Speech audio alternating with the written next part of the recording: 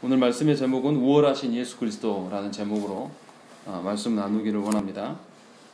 우리가 지난주부터 히브리서의 말씀을 보고 있습니다. 히브리서 1장에 우리가 지난주까지 4절까지 보았는데요. 4절까지 내용이 무엇입니까? 예수 그리스도를 우리가 어떻게 바라보고 어떻게 마음에 두고 살아가야 될 것인가를 설교했습니다. 그래서 성부 하나님께서 최종적으로 궁극적으로 하신 그 말씀이 무엇이냐? 바로 그 예수 그리스도시다 라는 것을 우리가 지난주에 말씀을 통해서 들었습니다. 그렇기 때문에 아버지의 마지막 말씀, 그 유언과 같은 그 말씀이기 때문에 신자인 우리는 그 말씀에 집중하여 살아갈 수밖에 없고 말씀을 통해서 우리가 살아갈 수밖에 없는 것입니다. 그러니까 말씀을 대하는 우리의 태도는 어떠해야 되냐면 우리의 만족과 우리의 유익을 위하여서 이 말씀을 바라보는 것이 아니라 하나님께서 마지막으로 최종적으로 하신 말씀의 그 의미가 무엇인지를 알기 위하여서 그 말씀을 바라보는 것이 신자의 합당한 도리입니다. 그러니까 성부 하나님께서 예수 그리스도 이후에는 더 이상 말씀하시지 않는, 더 이상 이렇게 성경으로 우리에게 제시하지 않으시는 마지막 말씀이 바로 예수 그리스도람을 안다라면 마땅히 신자들이 살아가는 데 있어서 성부 하나님의 마지막 말씀이신 예수 그리스도를 소망할 수밖에 없다라는 것을 지난주에 강설했습니다. 그러함에도 불구하고 우리의 삶을 또 우리 자신의 영혼을 돌아보면 우리 시대의 많은 신자들이 중보자 되신 예수 그리스도에 대한 그 바른 인식이 없습니다. 오직 예수 그리스도만이 하나님과 인간 사이의 유일한 중보자이심을 다 알고 있으면서도 중보자 대신 그분을 의존하면서 살아가지 않아요. 그분 때문에 기뻐하고 그분의 그 판단에 의해서 우리가 살아가는 것이 아니라 우리의 경험과 우리의 어떤 연륜들, 우리의 지혜를 의존하면서 살아가면서 이것이 하나님의 뜻인지 물어보지 않는다라는 것이죠. 어떤 사람들은 이 중보자의 자리에 다른 것을 가져다 놓습니다. 우리가 잘 아는 이단들, 신천지나 통일교, 또 어떤 다른 이단들이 스스로 본인이 중보자이다 라고 말을 하고 있다는 것이죠. 그래서 그리스도께서 중보자 되신 그 자리를 인간 어떤 이가 찬탈하고 그것을 본인이 그리스도께서 받으셔야 될 그 영광을 본인이 취하는 경우가 허다하다는 것이죠. 그런데 이러한 것이 이단들에게만 있느냐? 그렇지 않다는 것입니다. 문제는 한국 교회 안에 많은 중직자들이 그 그리스도께서 받으실 영광과 그 집중을 다 본인이 가져가고 그것을 마치 본인의 권세인 양 이야기를 하는 경우가 허다하다는 것이죠. 결국은 이 모든 것의 시작이 무엇이냐면 그리스도를 그가 어떻게 바라보고 있는가, 거기서 출발되어진 것입니다. 예수 그리스도께서 우리의 중보자, 유일한 중보자 되심을 인정하지 않기 때문에 다 발현된 일들이라는 것이죠. 우리가 아는 것처럼 소율이 제1문답에서 하나님으로 말미암아 즐거워하라 라고 분명히 이야기를 했음에도 불구하고 우리가 하나님 대신 그 예수 그리스도로 말미암아 즐거움이 우리 가운데 없다라는 것은 결국은 우리가 유일하신 중보자 되심을 인정하지 않는다라는 것입니다. 그런 점에서 여러분들의 삶은 어떤지 이 말씀을 들으면서 한번 묵상해 보셔야 됩니다. 과연 내가 온전하게 그리스도로 말미암아서 만족하고 참고 견딜 수 있는가? 또 온전하게 그리스도와 연합되는 삶을 내 소망으로 살아가고 있는가? 또 내가 일상에 살아갈 때에 하나님께서 주신 내 생명과 하나님께서 주신 나의 어떤 그 활력과 나의 또 재산과 나의 모든 것들을 예수 그리스도와 연합되어지기 위하여서 활용하고 있는가? 이런 것들을 점검해 볼 필요가 있다라는 것이죠. 이것이 사실은 여러분들에게 드리고 싶은 말씀의 전부입니다. 오늘 이 히브리서 저자도 이런 뉘앙스로 이야기를 하고 있는 거예요. 히브리서 저자가 쓰였을 때 당시의 상황이 어떠합니까? 그때 당시에 그 상황이 핍박 중에 있고 1세기 그리스도인들이 굉장히 고난 중에 있었다는 것이죠. 그런데 그들이 이제 혼란을 느끼고 있는 것을 오늘 말씀을 통해서 이제 볼 수가 있습니다. 5절부터 14절까지 자세히 보시면 구약 성경을 인용하는 구절이 너무 많이 나옵니다. 몇 번 나오면 7번이나 나와요. 그러니까 이 구약 성경을 계속해서 7번이나 제시한다는 것은 이 히브리서를 읽고 있는 독자가 누구냐라고 추측해 볼 수가 있는 것입니다. 성경을 잘 아는 자이기 때문에 성경을 가져와서 말하는 것이죠. 누굴까요? 이미 그리스도인 된 유대인들 가능성이 굉장히 높아요. 성경을 잘 알고 있는 자들. 그런데 성경을 알고 있는 자들인데 그리스도를 유일한 중보자 되심으로 인정하지 않고 있는 자들을 향해서 지금 말씀을 하고 있는 것을 우리가 유추해 볼 수가 있습니다. 또 다른 측면으로 우리가 하나 생각해 볼 것은 그리스도를 설명하는데 구약의 성경들을 계속 7번이나 가져오는 것은 구약이 누구를 위하여서 쓰여진 글이다 라는 것을 입증하는 것이죠. 구약이 누구를 드러내기 위해서 쓰여진 것이다 라는 걸 우리가 알 수 있는 것이죠. 바로 예수 그리스도를 초점하고 있고 예수 그리스도를 조명하기 위하여서 구약이 쓰여지고 있음을 분명히 밝히고 있다는 것이죠. 우리가 읽진 않았지만 4절에 뭐라고 그러냐면 그가 예수 그리스도가 천사보다 훨씬 뛰어남은 그들보다 더욱 아름다운 이름을 기업으로 얻으십니다 라고 이야기하면서 지난주에 제가 설교하지 않은 부분이 바로 4절인데 천사보다 더 우월하신 예수 그리스도를 설명하고 있는 것이죠. 왜 천사보다 우월하다고 이야기를 할까요? 하고 많은 것들 중에서 왜 이 유대인 그리스도인들에게 이 히브리서 저자는 천사보다 그리스도가 더 우월하다라고 이야기할까요? 유대인 그리스도인이 무엇을 마음으로 품고 있기 때문에 그렇다는 것이죠. 천사들을 그들의 주인으로 천사들을 의존하고 있다는 것을 우리가 분명히 유추해서 알 수 있습니다. 그래서 5절에도 보면 뭐라고 되어 있습니까? 하나님께서 어느 때에 천사 중 누구에게 이런 말을 하셨느냐? 또 7절에도 또 천사들에 관하여서는 이렇게 하셨고 8절에 아들에 관하여서는 이렇게 하셨고 또 13절에 어느 때에 천사 중 누구에게 이렇게 말씀하셨느냐 하면서 계속 천사와 예수 그리스도를 계속 비교하면서 설명하고 있는 것을 우리가 알 수 있는 것이죠. 다시 말하면 이 유대인 그리스도인들이 갖고 있는 사고방식은 무엇이냐면 천사를 숭배하고 있었음을 유추해 볼 수가 있는 것이죠. 왜 천사를 숭배했을까요? 상상을 해보세요. 구약 성경만 알고 있는 이 유대인 그리스도인들에게 천사를 숭배하지 말라라고 이야기하는 것은 그들 중에 가장 강력하고 의존할 수 있는 자가 누구라는 것이죠? 천사라는 것이에요. 왜 천사였겠습니까? 경험적으로 생각을 해보세요. 하나님의 그 말씀의 어떠함과 하나님의 그 신탁에 대해서 알려주는 자가 누구였다는 것이죠. 천사를 통해서 나타났던 것이 자신들의 조상들을 통해서 구수를 통해서 계속 들었던 이야기고 또 성경을 보면 천사로 말미암아 하나님의 메시지가 계속 전달되었다는 거예요. 그리고 뭔가 특별한 일이 일어날 때 천사의 모습으로 등장하셔서 무엇인가를 일하셨음을 이들이 계속 듣고 보았고 경험했다는 말이에요. 그러니까 이들이 자신의 삶에서 로마의 핍박 중에 있을 때 자신을 구원할 자는 이런 천사와 같은 방식으로 하나님의 역사가 있을 것이다 라고 상상할 수밖에 없는 것이죠. 그런 상황이기 때문에 이 유대인 그리스도인들의 가장 강력한 자는 바로 천사입니다. 그래서 천사에 대해서 오해를 하고 있고 천사를 숭배하고 있는 것입니다. 이것을 우리한테 적용하면 어떤 것일까요? 여러분들의 삶에서 우리 현 시대에 가장 강력하게 역사하는 것은 무엇이겠습니까? 여러분들의 마음속에 가장 의존적이며 항상 고민거리가 되는 것은 무엇입니까? 아니면 여러분들의 일상 중에서 가장 많은 시간을 허비하는 것은 뭐 하는 시간입니까?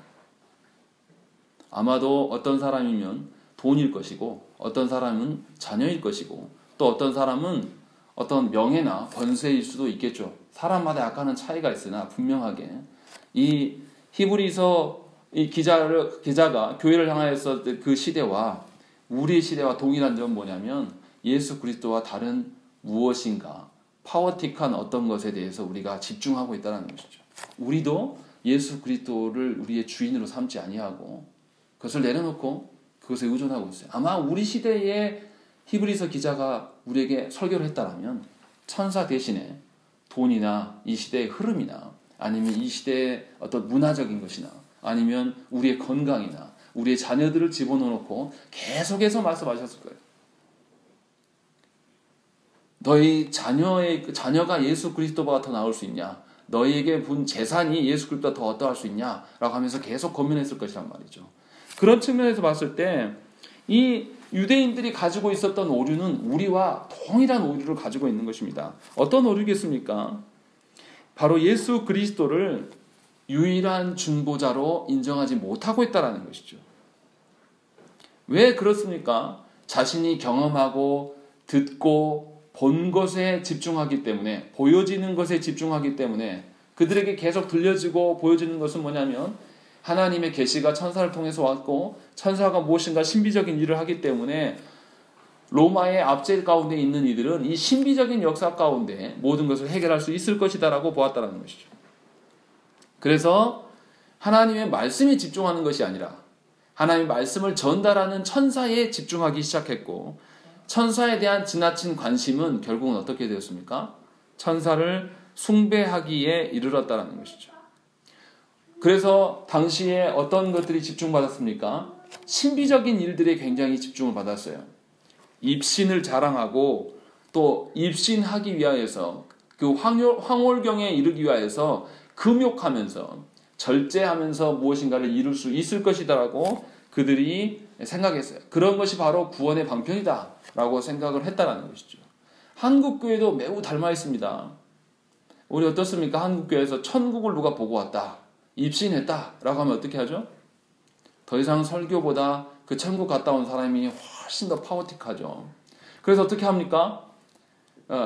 몇 년 전에 히트친 책 있었죠. 책 이름 제가 생각 안 나는데, 그 어린 소년이 천국 갔다 온 이야기 엄청 많이 팔리지 않았습니까? 그런데 그 글을 쓴 사람이 나중에 고백했잖아요. 사기였다, 미안하다 라고 했던 것들. 그만큼 그리스도인들 마음속에 하나님의 그 말씀에 집중하는 것이 아니라 다른 보여지는 무엇인가에 집중하기를 소망한다는 것이죠. 그런데 당시의 모습도 똑같다라는 거예요. 그런 것이 있었다라는 것이죠. 그래서 그리스도께서 중보자 되심을 지워버리는 그런 경향이 있었다라는 것입니다. 그리스도를 이렇게 바라보는 시각은 기독교의 존폐를 위협하는 것입니다. 왜 한국 교회가 계속 무너져가고 여기저기서 계속 입에 담지 못한 이야기들이 한국 교회 내에서 계속 벌어지고 있을까요?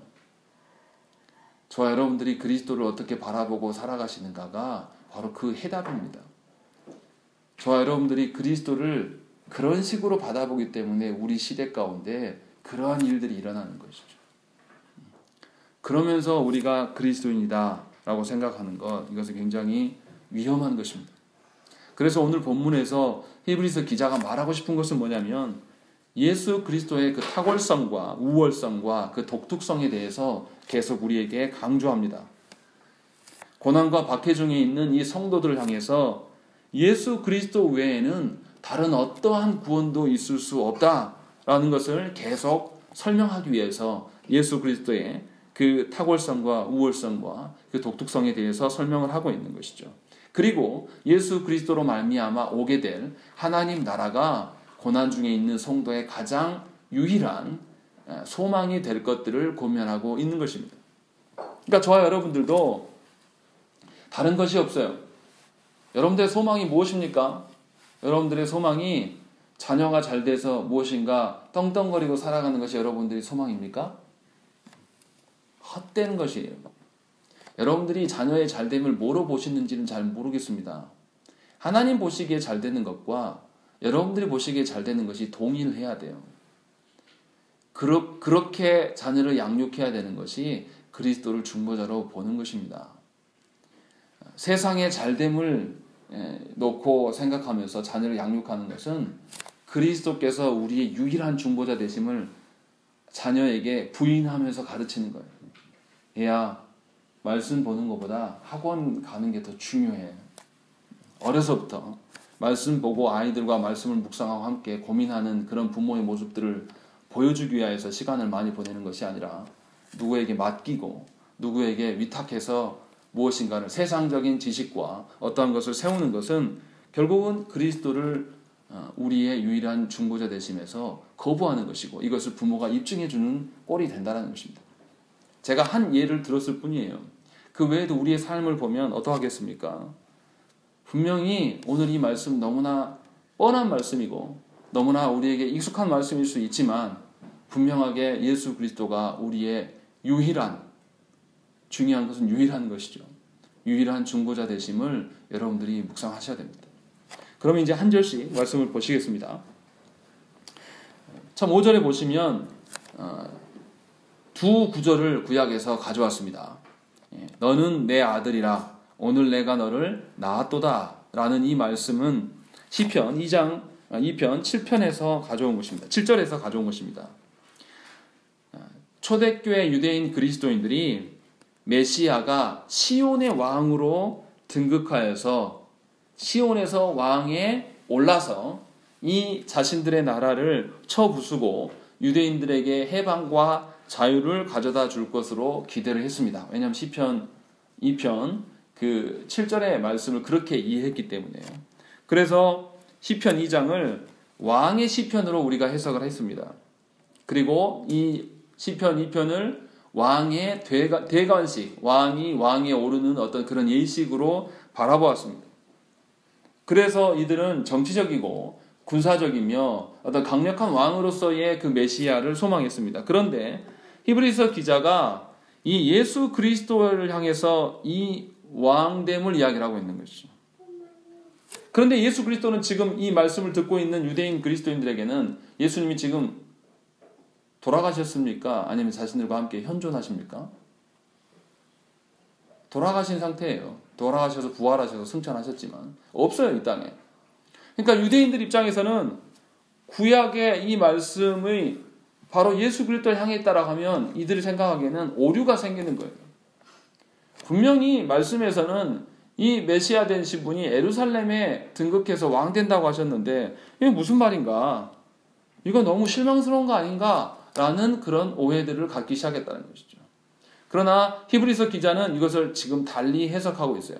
바로 그 왕 되신 분이 바로 예수 그리스도시다 라고 이야기하면서 이 시편 기자가 말하는 이 왕과 보좌됨에 대해서 이 왕과 보좌됨이 세상에 속한 왕과 보좌가 아니라고 설명을 하고 있는 것입니다. 예수께서 왕으로 등극하신 것은 이 세상 보좌가 아니라 더 높으신 육적인 것과 또 영적인 것을 모두 포괄하는 그 왕위에 오르셨음을 설명하고 있는 거예요. 그러니까 예수 그리스도께서 모든 피조세계, 그러니까 영의 세계까지 포함한 모든 세계의 왕 되심의 그 출발점이 어디냐? 성육신도 아니요. 어디십니까? 예수 그리스도가 부활하신 이후에 승천하심으로 말미암아서 하나님 우편 그 보좌에 앉으심이란 말이에요. 그러니까 이 히브리서 저자는 처음부터 무슨 것을 전제하냐면 예수 그리스도께서 승천하심이 바로 이 왕이 대관식에 참여하시는 예수 그리스도다라고 설명하면서 이것을 언급하고 있는 거예요. 그러면서 천사 중에 누가 예수 그리스도처럼 이렇게 설명해 준 자가 어디 있냐? 오직 예수 그리스도밖에 없지 않냐라고 하면서 제시하고 있는 것이죠. 우리가 지난주에 본 것처럼 예수 그리스도께서 4절에 보시면 아름다운 이름을 기업으로 얻으셨다. 또 2절에도 이 아들을 만유의 상속자로 세우셨다. 그로 말미암아 모든 세계를 지으셨다라고 하면서 재창조하신 예수 그리스도 또 그 예수 그리스도께서 보좌에 앉으셔서 이 모든 세계를 다스리실 것에 대한 이야기를 하고 있는 것이죠. 그러니까 유대인 그리스도인들에게 정치적인 메시아, 육적인 메시아가 아니라 모든 영적인 세계까지 총괄하시는 메시아로서의 그 예수 그리스도께서 승천하신 것이다 라고 설명을 하고 있는 것입니다. 그러니까 유대인들의 입장에서는 자신들이 그 오류가 무엇인지를 이제 알게 된 것이죠. 내가 예수 그리스도를 이 땅의 메시아로 봤었는데 그것이 아니라 영적인 저 하나님 나라까지 포함한 메시아로서 우리 가운데 계시는 거구나 라는 것을 이제 알게 되었다는 것이죠. 이 말씀이 무슨 말씀입니까? 창세기 1장 28절에 하나님께서 아담과 하와에게 뭐라고 말씀하십니까? 이 모든 피조 세계를 통치하고 다스릴 것에 대한 이야기를 하고 있습니다. 문화명령을 주신 것이죠. 그런데 이 아담과 하와가 어떻게 하죠? 실패합니다. 그 일들을 하지 못해요. 그런데 예수 그리스도께서 그 일들을 수행하심으로 말미암아 이 육적인 세계와 영적인 세계 모든 것을 통합한 왕이 되심으로 그 문화명령을 완성하셨음을 지금 알려주고 있는 것입니다. 그리고 두 번째로 여기 보시면 5절에 나는 그에게 아버지가 되고 그는 내게 아들이 되리라 라고 이야기하는 것이죠. 이 말씀은 사무엘하 7장 14절 말씀을 가져온 것이죠. 사무엘하 7장 14절 말씀 제가 읽어드리겠습니다. 나는 그에게 아버지가 되고 그는 내게 아들이 되리니 그가 만일 죄를 범하면 내가 사람의 매와 인생의 채찍으로 징계하려니와 라고 되어 있습니다. 이 말씀은 누가 누구에게 하신 것이냐면 하나님께서 이 다윗에게 말씀하신 것입니다. 우리가 잘 아는 것처럼 사무엘하 7장의 말씀은 하나님께 다윗이 하나님의 집을 성전을 짓겠다라고 이야기했을 때 하나님께서 아니 내가 도리어 네 궁전을 지어주겠고 너의 왕권을 계속해서 지켜나갈 것이고 네 아들을 바르게 훈육해 갈 것에 대한 이야기를 하는 영원한 왕권인 다윗 언약에 대한 이야기를 하고 있는 그 구간이에요. 거기에 있는 그 말씀을 가져온 것이죠. 그러니까 유대인들이 볼 때는 메시아는 누굽니까? 누구여야 되냐면 바로 이 다윗의 계보를 잇는 사람이어야 돼요. 그래서 인간적인 어떤 것으로 바라봤다라는 것이죠. 그런데 예수 그리스도께서 메시아 되심으로 말미암아 인간적인 것이 아니라 하나님의 그 아들로서 예수 그리스도가 그들 가운데 서 있게 되고 그로 말미암아서 이스라엘이 번성하고 흥왕하여 큰 나라, 육적인 영원한 나라가 아니라 영적인 영원한 나라를 포괄하는 그 영원한 나라의 왕권이 바로 이 중보자가 되실 것들에 대한 이야기를 설명하고 있는 것입니다. 그렇게 해서 5절을 정리하면 이런 것이죠. 이 예수 그리스도께서 너희의 바라던 그 메시아신데 이 메시아 되신 예수 그리스도는 육적인 이스라엘뿐만이 아니라 모든 영혼의 세계까지도 모두 통괄하시는 모든 것을 다스리시는 아버지 하나님으로서 아버지 하나님의 그 보내심을 받은 자로서 지금 왕위에 등극하셨고 그 왕 되신 그분은 영원한 나라를 다스릴 것이다 라는 것에 대한 언급을 이제 유대인 그리스도인들에게 알려주고 있는 것입니다. 제가 너무나 신학적인 언어들을 써서 정말 죄송한데 쉬운 이야기를 하면 여러분들이 과연 예수 그리스도를 그렇게 믿냐 이 말이죠.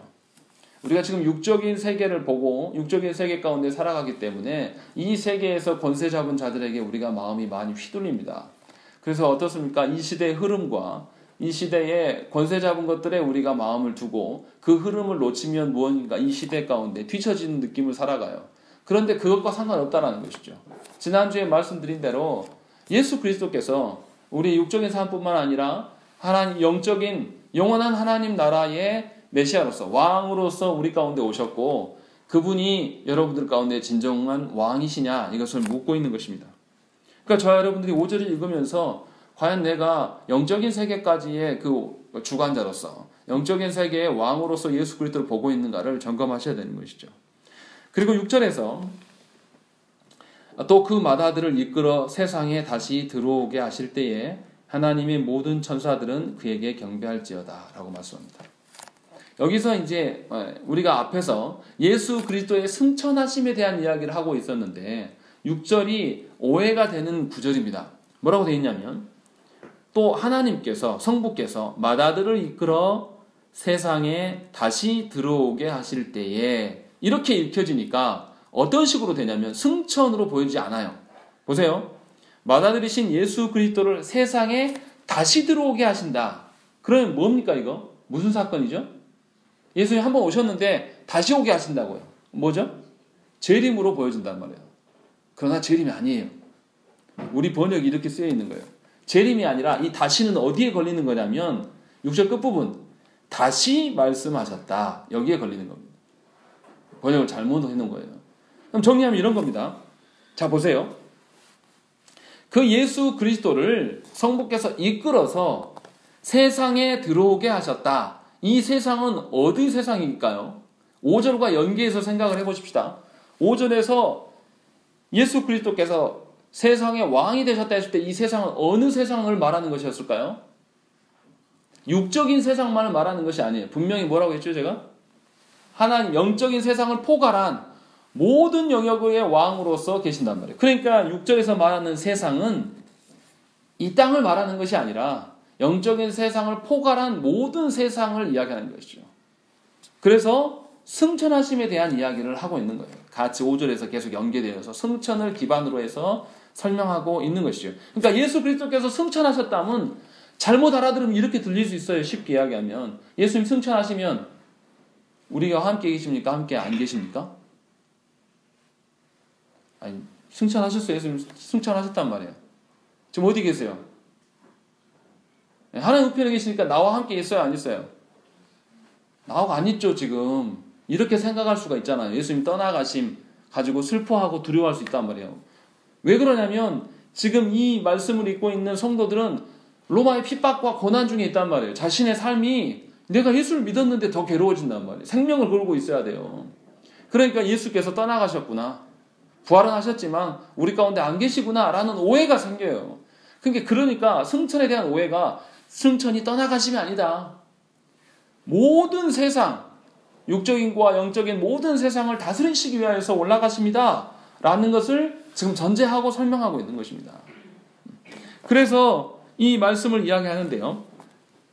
여기서 그 인용한 말씀, 하나님의 모든 천사들은 그에게 경배할지어다 라고 되어 있습니다. 이 말씀은 신명기 32장 43절을 인용하는 것입니다.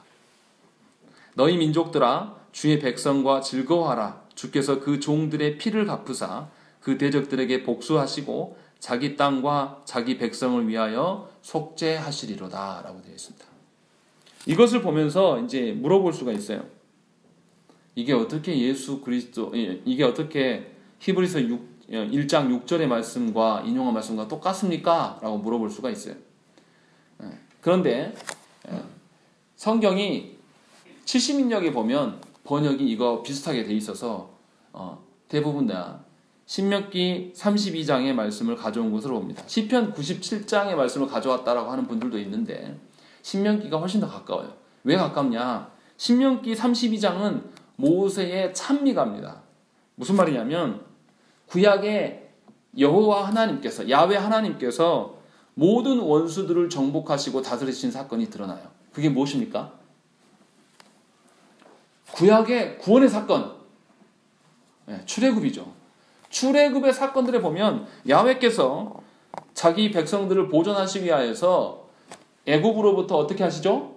10가지 재앙을 이기시고 또 홍해를 가르시고 그들의 광야 가운데 만나와 메추라기를 먹이시고 불과 구름 기둥으로 보존하시고 너무나 강력하게 하나님께서 이 인간의 그 역사 가운데 침투하셔서 관여하시는 것을 볼 수가 있어요. 그러면서 이 모세가 하나님께서 우리를 그렇게 이끄셨다라고 하면서 이 요단강 동편에 서서 가나안 땅에 들어가기 직전에 설교하는 내용이 바로 이 신명기 말씀이란 말이죠. 하나님께서 그렇게 구원의 하나님이시다라는 것을 그에게 보여주는데 바로 이분이 바로 누구냐? 바로 예수 그리스도시다라고 히브리서 기자는 이야기를 하고 있는 것입니다. 그러니까 유대인들에게 구원의 하나님 하면 바로 생각나는 것은 반드시 출애굽이에요. 출애굽과 가나안 땅의 입성이란 말이죠. 그런 하나님, 그렇게 인간의 삶에 직접적으로 관여하시고 침투하시는 그 하나님이 바로 이 예수 그리스도께서 그 하나님으로 우리 가운데 오셨다라는 것을 6절이 설명하고 있는 것입니다. 그래서 그 왕 되신 하나님이 왕권을 쥐기 위하여서 승천하신 것이지 우리를 떠나간 것이 아니다. 그러면서 구원자 되신 예수 그리스도의 어떠하심을 6절이 설명하고 있는 거예요. 그러니까 이것을 이해하고 예수 그리스도의 승천을 바라본다면 왕으로 왕권을 쥐기 위해서 왕권을 쥐면 어떻게 이 왕 되신 예수 그리스도께서 왕 되셨으면 이제 뭐 하겠어요? 당신의 백성들을 어떻게 하겠어요? 이제 돌보시고 구원하시기 위해서 군사를 몰고 오실 거 아닙니까? 이런 기대감으로 살아갈 수가 있는 거예요. 그러니까 예수 그리스도의 재림은 완전한 회복이고 내가 지금 당하고 있는 모든 핍박과 이 모든 것들을 신원하실 만한 그런 왕 되신 분이심을 인정할 수밖에 없는 것이죠. 그러니까 예수 그리스도의 떠나가심은 다시 오심에 대한 전제인 것이고 다시 오심이라는 것은 결국 승리를 전제하고 있는 것입니다. 그것을 지금 6절에서 설명하고 있는 거예요. 그리고 이어지는 그 7절에서도 보시면 또 구약의 말씀들을 말씀하시는데 뭐라고 하시냐면 그는 그의 천사들을 바람으로 그의 사역자들을 불꽃으로 삼으시느니라 라고 되어 있어요. 구약에서 이 자연현상을 우리가 어떻게 설명하냐면 하나님의 일하심이나 하나님의 관여하심으로 바라봅니다. 그러니까 하나님의 뜻대로 모든 피조세계가 움직여진다라는 것이 전제되어 있는 것이죠. 그러니까 모든 피조물들은 하나님의 도구일 뿐이다 라는 것을 설명하고 있어요. 그런데 그 피조물 중에 무엇도 포함되니까? 사람은 당연히 포함되죠. 지금 우리가 7절 읽고 있는데 뭐가 포함되겠어요? 천사가 포함되는 것이죠. 다시 말하면 정리하면 이런 거죠. 천사들도 하나님의 피조물이기 때문에 마땅히 하나님의 뜻대로 사용되는 것들이지 천사를 우리가 숭배할 대상이 아니다 라는 것을 설명하고 있는 것이죠. 그러니까 예수님이 하나님이십니까? 앞에서 언급했잖아요. 예수님이 하나님 되시고 왕 되셨기 때문에 그의 천사들은 예수님의 사역자로서 예수님의 도구로서 바람으로 불꽃으로 쓰임받을 수밖에 없는 존재들이다 라고 이야기하면서 누가 주인인가 천사인가 예수 그리스도인가를 7절의 말씀을 통해서 증명하고 있는 것입니다. 그래서 저와 여러분들이 조심해야 될 것이 무엇입니까? 말씀 대신 예수 그리스도께서 주인인 것이지 우리 안에 일어나는 종교적인 현상이 주인이 아니라는 것입니다. 또 이것을 확대해서 적용하면 말씀 대신 예수 그리스도께서 우리의 주인 되시지 우리 안에 지금 이 땅에 딛고 살아가는 돈이나 명예나 권세들이 하나님보다 예수 그리스도보다 앞설 수 없다는 것이죠. 그 모든 것들은 예수 그리스도의 그 다스림 영역 안에 있는 것이고 예수께서 서라 하시면 설 수밖에 없는 존재하라 그럼 존재할 수밖에 없는 그런 존재에 불과하지 않는다는 것이죠. 그러니까 저와 여러분들이 그리스도께서 중보자 되심에 대한 그 영역을 이해한다는 것은 바로 이 그리스도께서 모든 영역을 다스리시며 우리를 보존하심을 전제하고 있다는 것입니다. 그것이 7절의 말씀이에요. 그리고 이어진 그 8절의 말씀 보시면 또 인용해온 구절이 있죠. 하나님 8절 말씀 우리 함께 읽어보겠습니다. 읽겠습니다. 시작.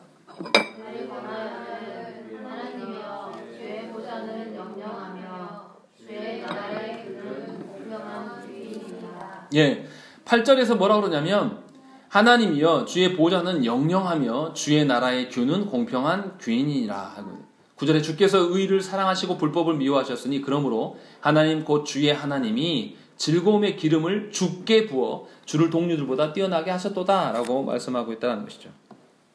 다시 말하면 아까 7절에서 예수 그리스도께서 모든 것을 다스리고 통치하시고 천사까지도 자신의 도구로 활용하시는데 그 활용하시는 예수께서 다스리시는 나라가 영원하다, 영영할 것이다 라고 이야기를 하고 있는 것이죠. 그래서 예수 그리스도의 왕되심은 잠깐 몇 년 하고 레임덕이 오는 그런 왕되심이 아니라 영원한 왕되심임을 이야기를 하고 있는 것이죠. 그래서 예수 그리스도의 왕되심을 시인할 수밖에 없다. 왕이 안 바뀐단 말이에요. 내가 존재하는 한 무조건 예수 그리스도께서 왕되심을 지금 선언하고 있는 것입니다.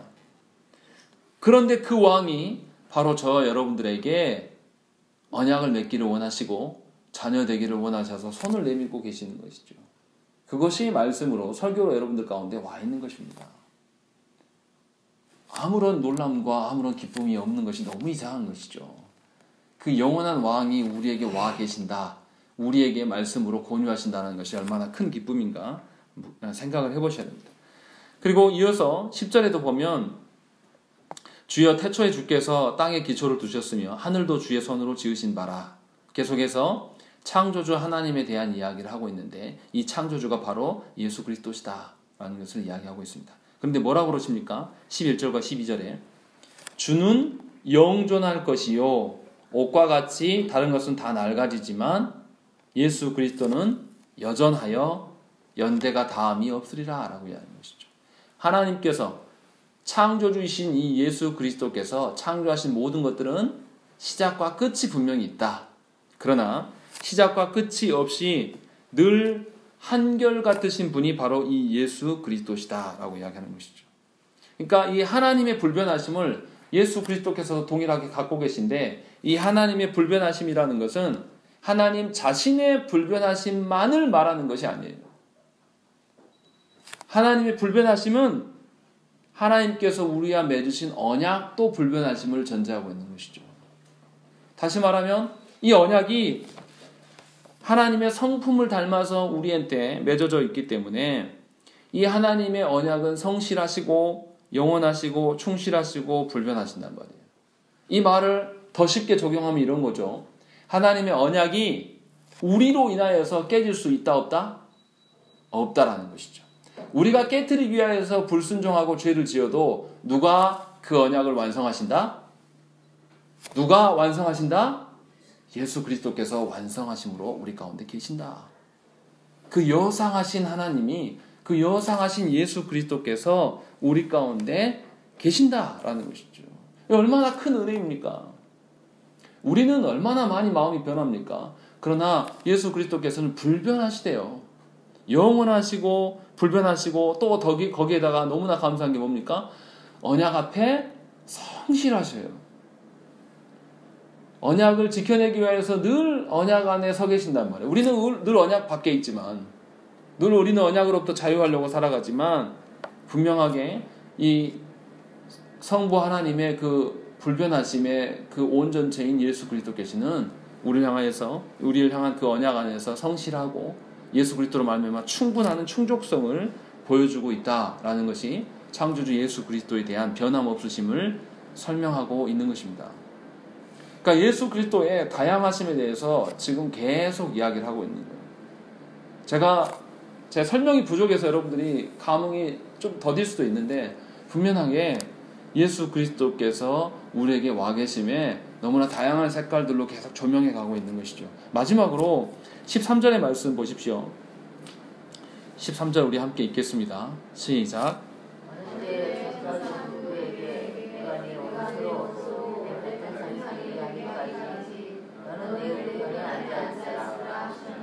예, 우리가 항상 고백하는 것 중에 승천하셔서 성부 하나님 우편에 앉아 계시다가 라는 이 부분을 우리가 고백하지 않습니까? 이 부분에 대한 설명이에요. 이거는 사실 제가 하이델베르그 할 때도 분명히 여러분들한테 강설을 했던 부분입니다. 그래서 아마 기억이 나실 거예요. 이 13절은 시편 110편을 가져온 거예요. 110편 1절의 말씀을 가져온 것인데, 다윗의 보좌가 이 예루살렘에 세우셨던 그 왕이었음을 설명하고 있는 것이죠. 그래서 이 히브리서 저자는 다윗의 보좌가 바로 예수 그리스도 되신다라는 것을 밝히고 있는 것이죠. 그리고 아까 언급한 것처럼 이 예루살렘은, 예수 그리스도께서 왕 되신 예루살렘은 지상의 예루살렘이 아니라 천상의 예루살렘 되심을 설명하고 있어요. 그래서 예수 그리스도께서 승천하셔서 그냥 왕만 되고 계신 게 아니라 하나님 우편에 앉아 계신다는 것이죠. 하나님 우편에 앉아 계신다는 의미가 무엇입니까? 우리와 무슨 연관이 됩니까? 교회 머리는 누구십니까? 예수 그리스도시에요. 그러면 머리 되신 예수 그리스도께서 하나님 우편에 앉아 계신다는 것은 우리 또한 어디에 앉게 될 것을 의미하는 것이죠? 하나님 우편에 앉으신다. 하나님 우편이라는 그 장소적인 개념이 무엇을 말하는 걸까요? 예수님께서 하나님 우편에 보좌에 앉으셔서 뭐 하라고 앉으신 거예요? 거기에서 온 우주 세계를 통치하고 다스리기 위해서 그 자리에 앉으신 건 말이에요. 그 통치하고 다스리는 권세를 누구로부터 받으신 거죠? 성부로부터 위임 받으셨어요. 그 자리에 앉으셨어요. 그 앉으신 분이 우리의 머리시란 말이죠. 장차 예수께서 재림하실 때에 그 보좌에 우리 또한 앉게 될 것이란 말이에요. 그러면서 우리에게 새 하늘과 새 땅이 열려진 그곳을 다스릴 수 있는 그 권한을 누구에게 맡기신다? 바로 저와 여러분들에게 맡기시겠다라는 약속이에요. 처음에 아담과 하와에게 맡기셔서 실패했던 그 작업을 다시 우리에게 주시겠다라는 것이죠. 그것에 대한 보증으로서 누가 먼저 가 계신다? 예수 그리스도께서 성부 우편에 앉아 계신다. 그러니까 저와 여러분들은 단지 이 땅에서 저 하나님 나라에 들어가기 위한 자로서 살아가는 것이 아니란 말이에요. 하나님께서 주시는 새 하늘과 새 땅을 우리가 다스려가면서 통치할 그런 자들로 하나님이 바꾸시려고 신자로서 우리를 불러내시고 우리의 성화의 삶을 요구하신다는 거예요. 단지 구원받아가지고 단지 간신히 하나님 나라에 턱걸이 하려고 그런 자들로 하나님 부르신 것이 아니라, 하나님께서 주시는 새 하늘과 새 땅, 예수 그리스도께서 오실 그 완전한 땅을 우리에게 부여하시고 그 나라 가운데 다스림의 그 권세를 우리에게 부여하셔서 온 우주를 하나님의 영광으로 충만케 하시도록 우리에게 위임하실 거란 말이죠. 그러면 우리가 바라보고 있는 소망이 어디까지 해야 되겠습니까? 그냥 이 땅에서 위험 견디고 그냥 이 땅의 어려운 문제들 그냥 건너뛰는 뭐 이런 정도의 신자 되기 위해서 서 있는 것이냐? 아니란 말이에요. 그러려고 우리를 그리스도인으로 불러놓은 그런 하나님이 아니란 말이에요. 우리로 인하여서 다시 회복되어진 그 완전한 그 세계 가운데 다시금 아담과 하와가 이루지 못했던 그 사명을 우리에게 부여하셔서 우리로 말미암아 새하늘과 새 땅 안에 온전한 하나님의 영광이 충만해지도록 그 사역을 우리한테 맡기시려고 우리를 신자로 불러 모으시고 오늘도 말씀을 주시고 그런 위탁을 받을 만한 존재들로 바꾸시기 위하여서 하나님께서 삼위 하나님께서 우리에게 관여하시고 일하시고 계신다.